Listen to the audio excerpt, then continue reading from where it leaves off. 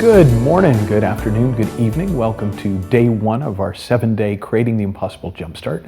I'm Michael Neal, and I created the Jumpstart as a companion to the book and as a companion to the 90-day program. So there's going to be a number of different ways that you can use it, and I'll explain those in a minute. But essentially, if I was going to give you sort of one rule of thumb that I've found over the years, it's been almost 10 years now that I've been running this program that seems to help people, it's cut yourself infinite slack. We think the problem, generally speaking, is we're not trying hard enough. The problem with almost everyone I've ever met in the game that we're playing of bringing stuff into being in the world is you're trying too hard. So as best you can, relax, enjoy, let it kind of come to you, and you'll be surprised at how things start to make sense, how things start to look different. And as we go through this, how much easier it is for you to create than you probably think it is right now. Before we get into day one, I want to just give you a really brief overview of how I've designed this and how to use it. So the way that I sort of expect most of you to be using it is as a way of kind of kickstarting, jump-starting your 90-day impossible project that you're going to do along with the book. So literally you can do this along with the first 7 days of the book. It doesn't follow along exactly, but you'll find it kind of helps you with week one from the program and will kind of lay the path a little bit, so you might find it a little bit easier as you get further into the program.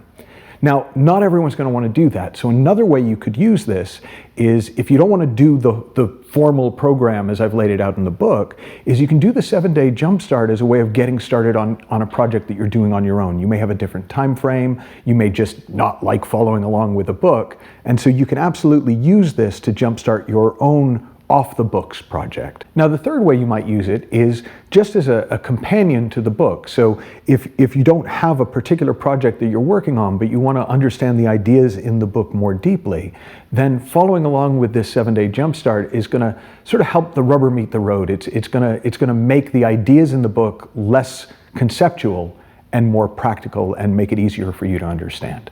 And we're going to begin today with the three key ideas behind the program, and they're kind of in the title. So the title is Creating the Impossible. Well, creating is one of the first key ideas in the book that's different to the way that most people think about the game of creating in the world, because they don't think of it as a game of creating, they think of it as a goal of getting, a game of getting, a goal-setting game. So it's an acquisition model. So they think, okay, I want to get this, or I want to get to this in the world. Or you've got another school of thought, which isn't the school of acquisition, but the school of attraction, which says, I'm not going to go get it, I want it to come to me. So I'm going to think the right things, and then it's going to be attracted to me, it's going to be drawn to me. Well, what both of those models, acquisition and attraction, have in common is the idea that what you want already exists in the world, and that it's simply a case of either moving you closer to it or moving it closer to you.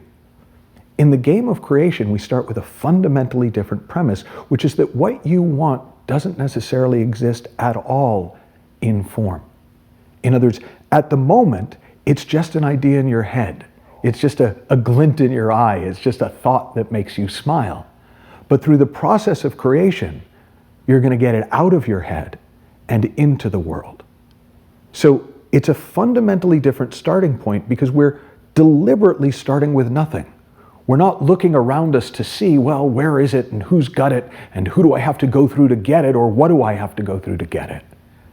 We're going, hey, I am going to bring this into being, or at least I'm going to play my part in bringing this into being. Well, that ties into the second key idea, because the second key idea in creating the impossible is, what's this whole thing about impossible? Well, impossible is another way of saying, I see no path from where I am to where I want to go. I see no way of getting from here to there. I've never heard of anyone who's gone from here to there, or I have, but they were different to me. So at least for me, this is impossible. Well, if what you wanted to see come into being in the world already existed and you couldn't see a path, that might be relevant. But in the world of creation, it doesn't exist yet. So you're not going to see it. You're not going to know how it's going to come into being, because literally it has not yet come into being.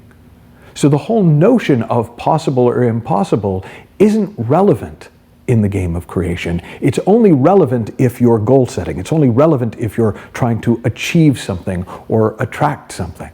Now, there's another reason that creating the impossible is a kind of a different project than just creating something.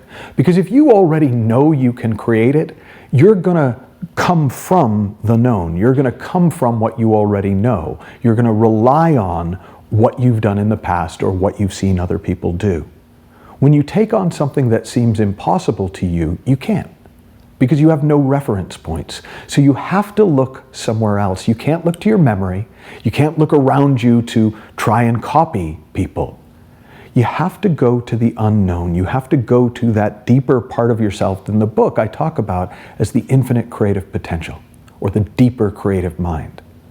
And the more you go to that place in you, the more you find that creative something inside of you, the more your relationship with that part of you will grow, the more you'll be able to foster it, the more you'll recognize it when you're in touch with it, and the more you'll notice when it's not there. So that's part of this sort of larger benefit of creating the impossible instead of just creating. Now, the third part of the game is still in the title. We've talked about creating an impossible. Well, it's the, right? We're talking about creating something tangible, something that everybody can see and go, oh, you created that. Now, it may not be visible in the sense that it's literally a pot or a painting or a meal. It could be some kind of an event or some kind of an experience, but it will be in some way tangible. A funny way of thinking about it, given that we don't like the idea of failure, is one of the ways you know if your result is tangible enough is we'll know if you fail, right? It will be apparent if you do not create it, because it will not be present in the world. It will not be present in your world, your life. So we're looking for something that you're going to create, not something that you're going to go out and get. We're looking for something that's beyond you, something that you couldn't just kind of pull off in your sleep, that you couldn't just, oh yeah, I've done it before, I'll do it again. Something that you have to go to the unknown. You have to go to that deeper creative part of yourself in order to bring forth. And it's going to be something tangible. It's not a feeling. It's not, oh, I want to create happiness. That would be impossible. Because as we'll talk about in one of the later days, but also we talked about throughout the book, happiness and pride and self-esteem and the feelings that we sometimes chase by trying to create things in the world, they're built in. They're part of a different system. They're actually not part of the creative system. They're part of the pre-existing intelligence of the creative system. So one last thing. Every day I'm going to ask you to do one thing. And that thing is going to be the same every single day. And if you've already read the book, it's the same thing that I ask you to do in the book and I ask you to do as part of the second week of the program. Every day for the next 7 days, starting today, I want you to create something from nothing. And what that means is, at the end of the day, something will exist in form that you can see or hear or touch or taste or smell. It will have substance that does not exist right now. Now that might be a poem, it might be a drawing, it might be something weird that you did with paper clips that took on some form. It might be a meal. It might be a meeting or a conversation. It can be absolutely anything, provided that right now it does not exist, but at the end of the day, it does. And if you like to share, if you like to use social media, then what you can do is you can post a photo up on your social media using the hashtag #dailycreation.